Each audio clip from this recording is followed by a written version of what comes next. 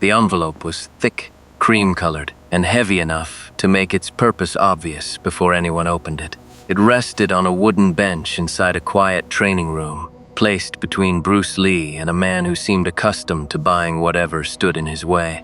The man's name was Adrian Voss, a wealthy exhibition fighter who had built his reputation through expensive events, polished advertisements, and carefully arranged demonstrations. He wore a tailored coat over his training clothes.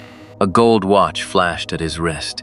Even the two assistants waiting near the doorway looked less like students and more like employees. Bruce did not touch the envelope. Voss had arrived near the end of an evening practice. The last students had gone. Sunlight still filled the high windows, turning the wooden floor warm and bright. Bruce had been putting away training pads when Voss entered without greeting the caretaker, and without removing his shoes at the edge of the floor. At first, Voss spoke as though he were proposing ordinary work. He described an upcoming martial arts exhibition, mentioned wealthy guests, and praised Bruce's speed and reputation. Then his words became less direct. There was a man, Voss explained, who intended to embarrass him. The man was not a fighter. He was a quiet craftsman named Elias Tan, someone with no influence and no understanding of what was at stake. Voss wanted Elias frightened before the exhibition. Nothing dramatic, he insisted. Just enough pressure to make the craftsman stay home and keep silent. Voss pushed the envelope across the bench. He suggested that Bruce visit Elias, demonstrate a little power, and leave him with a memorable warning. Voss avoided the word hurt, but the money explained what his polite language tried to hide. Bruce studied the man rather than the envelope. Voss's coat was immaculate. His hands were carefully wrapped despite there being no practice scheduled. His expression remained pleasant, but his shoulders were tight. He was not asking for protection. He was trying to rent another man's fear. Bruce slid the envelope back without opening it. His refusal was calm and immediate. Martial skill was not a service for frightening innocent people. If Elias had lied, Voss could answer him with evidence. If Elias had told the truth, then silence purchased through intimidation would not change it. For the first time, the confidence disappeared from Voss's face. He increased the offer. Bruce refused again. Voss then tried pride. He suggested that perhaps Bruce did not want to test himself against a powerful man's influence. Bruce remained still. There was no anger to manipulate and no insecurity to purchase. When Voss realized the conversation was finished, he picked up the envelope. Before leaving, he warned that someone else would accept what Bruce had rejected. That final sentence mattered more than the money. Bruce could have returned to his training and considered the matter closed. He had refused to participate. His hands were clean. But refusing the envelope did not remove the danger to Elias. If Voss truly intended to hire someone else, then an unknown man was about to be threatened for an unknown reason. Bruce finished locking the room and stepped into the evening with a question in his mind. Why was a wealthy fighter so afraid of a craftsman? Elias Tan worked in a narrow workshop behind a row of ordinary shops.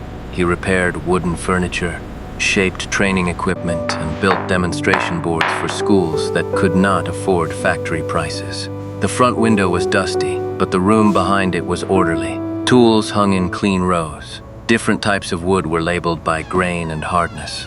Nothing about the place suggested influence or wealth. Bruce found Elias preparing to close. The craftsman looked toward the street before allowing him inside. He was not old, but worry had bent his posture. A bruise would have made the danger obvious. There was none. His fear appeared in smaller ways. He kept his voice low. He checked the rear door twice. A packed cloth bag sat beneath his work table as though he expected to leave quickly. Bruce did not begin by mentioning Voss's money. He asked about the exhibition. Elias hesitated. Then he opened a locked cabinet and removed 2 wooden boards. At first glance, they looked identical. Both were the same length, the same color, and marked with the same supplier's stamp.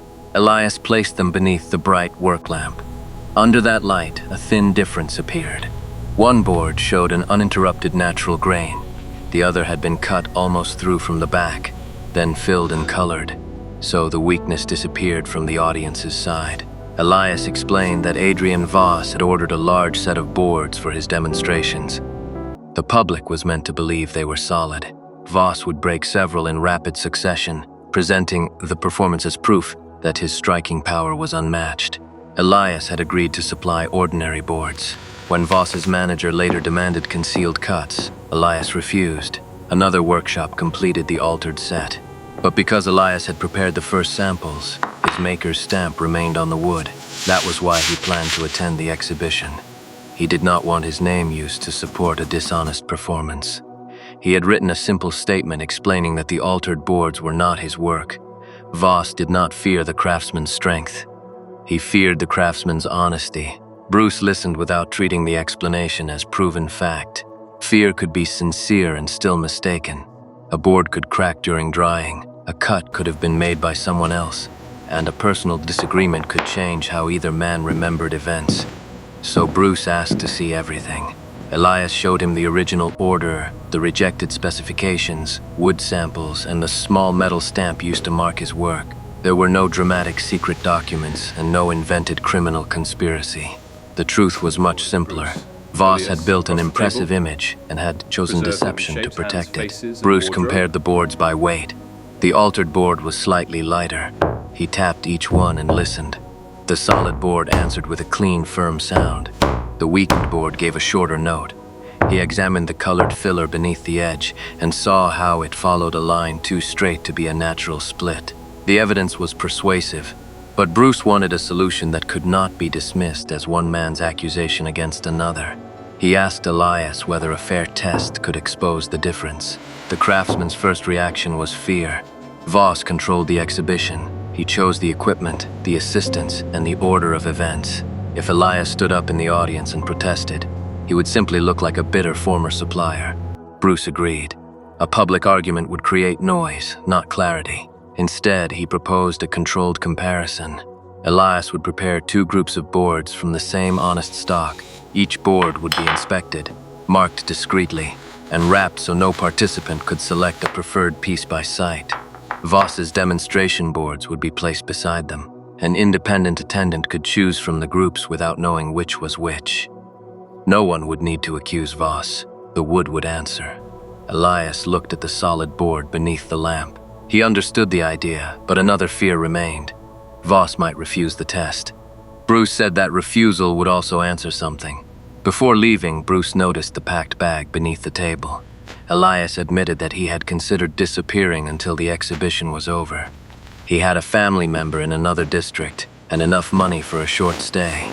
He disliked feeling afraid, but he disliked the idea of becoming injured over a piece of wood even more. Bruce did not shame him. Courage was not the absence of fear, and it was not foolishness.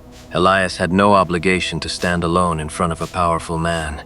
Bruce told him to secure the workshop, keep the evidence safe, and make his choice freely. Elias asked why Bruce was helping when they had never met. Bruce did not offer a speech. His actions supplied the meaning.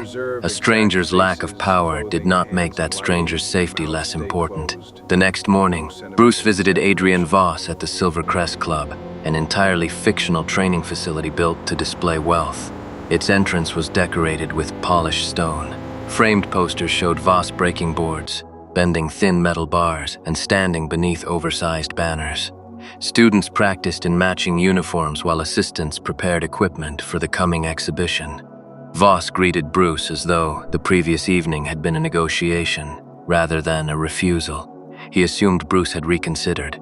Bruce placed no envelope on the table and requested no payment. He told Voss that Elias would not be threatened. He also explained that the boards could be tested fairly before the exhibition. Voss's pleasant expression hardened. He dismissed Elias as a jealous craftsman.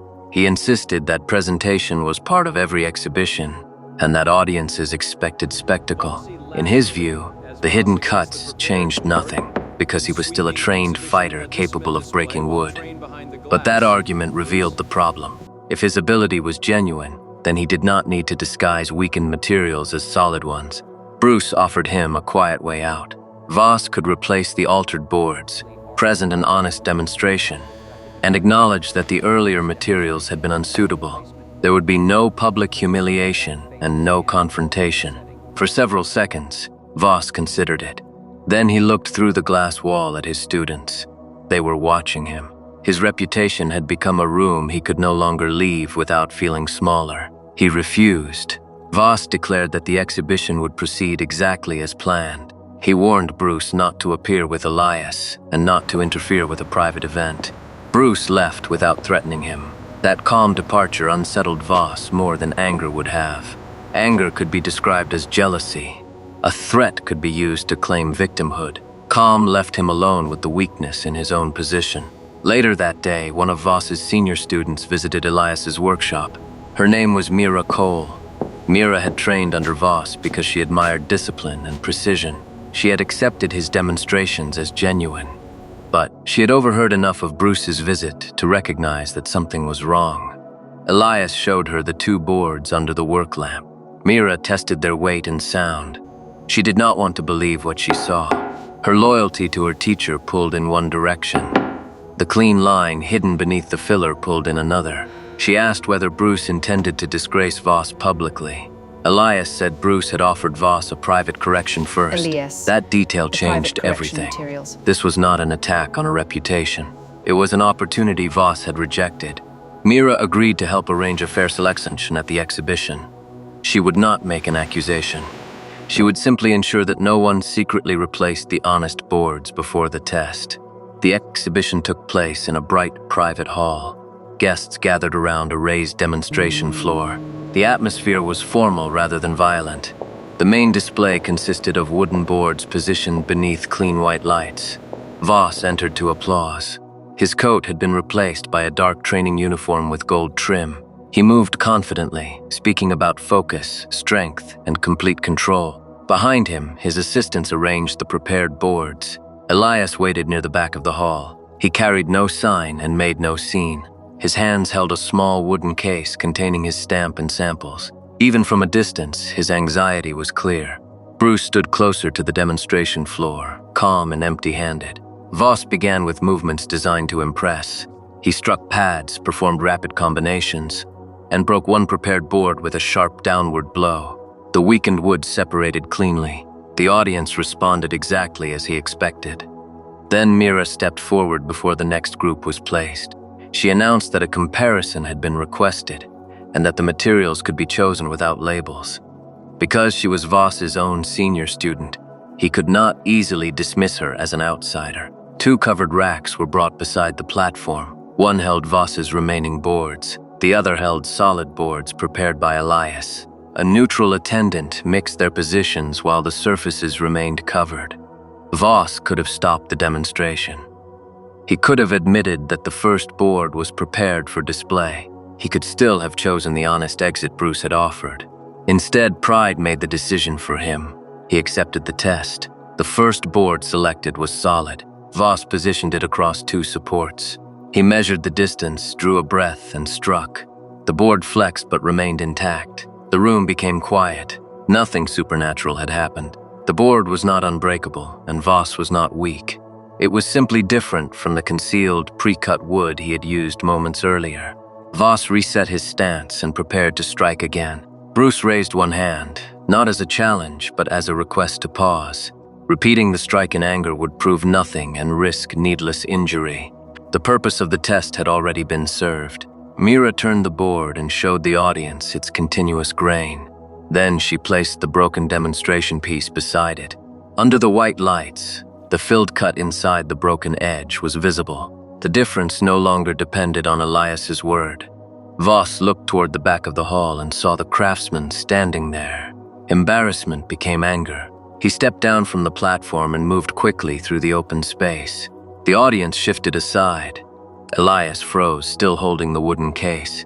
Bruce moved between them. He did not raise his fists. He did not threaten Voss or invite a fight. He simply occupied the space Voss needed in order to reach Elias. Voss demanded that Bruce move. Bruce remained where he was. For one tense moment, Voss had another choice. Then he placed a hand on Bruce's shoulder and tried to force him aside. The confrontation lasted only seconds. Bruce turned with the pressure instead of resisting it directly. His hand guided Voss's wrist away while one step changed their positions. Voss attempted a fast swing with his free arm. Bruce moved outside its path, controlled the elbow, and redirected Voss toward an empty padded section beside the platform. Voss stumbled onto one knee, unharmed. Bruce released him immediately and stepped back. There was no beating and no celebration. Voss was unhurt. Bruce had not tried to punish him. He had prevented one man's pride from becoming another man's injury. Voss rose slowly. His students watched in silence. What they had witnessed was not domination. It was the difference between control and anger. Bruce gave Voss room to recover his dignity, but he did not move away from Elias. Mira placed the cream-colored envelope on the edge of the demonstration platform. Voss had brought it with him, perhaps still believing that money could solve the problem if the right person finally accepted it. Bruce did not take it. Instead, Elias opened his wooden case. He removed the original stamp and pressed it into a piece of soft scrap wood. The mark matched the honest samples. It did not match the altered order records prepared after he refused the work. The evidence was now simple enough for everyone to understand. Voss had wanted the appearance of extraordinary power without accepting the ordinary discipline required to present the truth. No outside authority was needed to explain what everyone could now see. The consequence was personal and immediate. Voss's students began removing the altered boards from the display. The event organizer canceled the remaining breaking demonstration. Guests who had admired the spectacle now looked at the solid board that had refused to cooperate with the performance. Voss stood beside the platform, with every excuse available to him. He could blame Elias. He could accuse Mira of betrayal. He could claim that Bruce had arranged the entire test to embarrass him. But each excuse required another lie, and the people closest to him had already seen enough. At last, Voss admitted that the boards had been prepared to break more easily. His admission was quiet. It contained no grand transformation and no sudden claim that he had become a different man. He simply stopped defending what could no longer be defended. He turned to Elias and acknowledged that the craftsman should never have been pressured to remain silent. Elias did not demand money. He asked only that his stamp and name be removed from every altered board and every advertisement connected to the demonstration. Voss agreed. Mira then asked what would happen to the club. Bruce did not answer for Voss. Responsibility could not be performed by someone else. The wealthy fighter would have to decide whether his school existed to protect his image or to teach something worth learning. Voss looked across the room at the students who had trusted him. For the first time, losing their respect appeared to frighten him more than losing an exhibition. He ordered the gold banners taken down. The remaining event would continue without staged breaking. Students would demonstrate footwork, balance, timing, and controlled technique instead. It was less spectacular. It was also honest. Elias stayed to watch from the side of the hall. His packed travel bag remained at the workshop. He was still a quiet craftsman with no wealth and no public reputation, but he no longer stood alone. Before leaving, Voss approached the platform where the envelope remained. He picked it up and held it toward Bruce one final time, not as payment now, but with uncertainty. Perhaps he thought the money could become an apology. Perhaps he simply did not know what else to do with the object that represented his worst decision. Bruce closed Voss's hand around the envelope and left it with him. Money could repay damaged materials. It could compensate Elias for honest work, but it could not purchase Bruce's approval, erase intimidation, or transform dishonesty into honor. The lesson of that fictional evening did not come from a broken board or a faster strike. Voss had possessed strength, training, influence, and wealth. Yet all of those advantages became weakness when he used them to protect a lie. Elias had possessed none of those advantages. He had only the truth about his own work and the courage to keep his name separate from deception. Bruce's greatest act was not the brief movement that stopped the confrontation. It was the refusal that came before it. He refused the envelope. He refused to let another man choose his enemy. He refused to confuse violence with courage or reputation with character. Real restraint is not passivity. It is the ability to act without becoming controlled by pride, money, or anger. Real courage is not the absence of fear. It is protecting what is right, even when fear has given you a reason to disappear. And martial ability without integrity is not mastery. It is only power waiting to be misused. As the hall emptied, the solid board remained on its supports beneath the white lights. No one had broken it. No one needed to. Beside it lay a small piece of scrap wood carrying Elias's honest stamp. One object represented the image Voss had tried to sell. The other represented work that could withstand inspection. In the end, Bruce Lee did not win money, applause, or a public fight. He protected a stranger, exposed a lie without cruelty, and showed that the strongest answer to a corrupt offer can be one calm, unmovable refusal. He said no.